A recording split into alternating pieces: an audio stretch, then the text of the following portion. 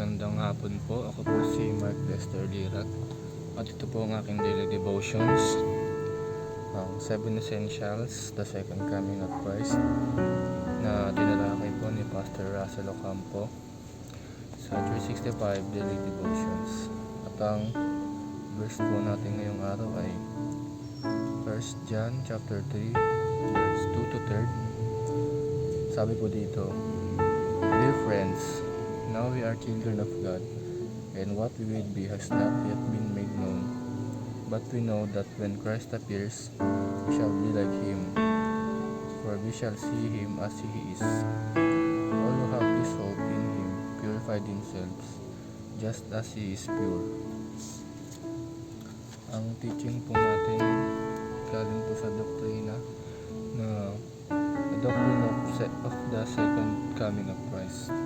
Ang unang teaching po ay Jesus became like us at the first coming, so that we can become like him at the second coming.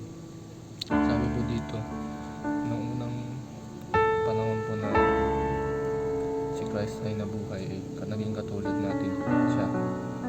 So sa pagbabalik niya po sa second coming, tayo naman po ang magiging katulad niya. Kaya po ngayon, simula po ngayon ay pinapractice na po natin yung pagiging banal po, tulad po niya, pagiging buhay Kristiyano. Yun po.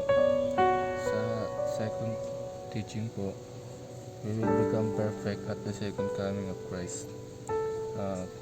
Sabi po dito ay magkakaroon tayo ng perfect body po.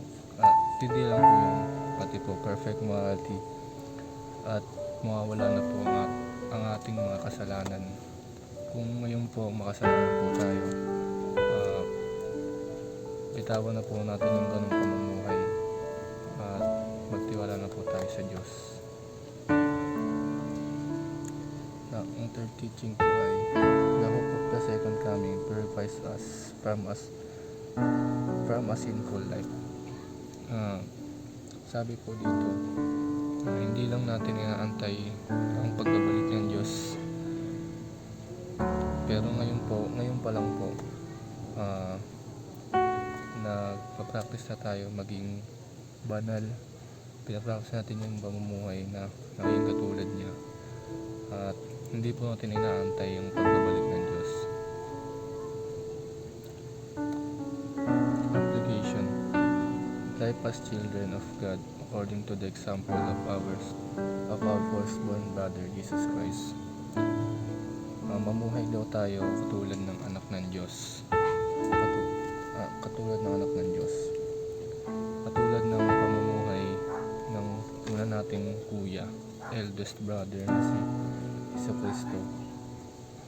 Ang second application: purify ourselves knowing that we are destined for perfection. Linisan na natin ang sarili natin sa mga kasalanan, dahil itinadhana talaga tayo na maging perfecto katulad ng Panginoong Jesucristo.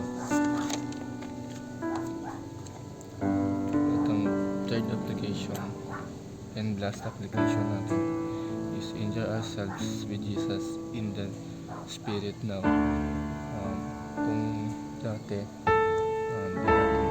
wala tayong time na kausapin ng Diyos, Christian nga tayo, pero may oras ba tayo nilalaan sa Diyos?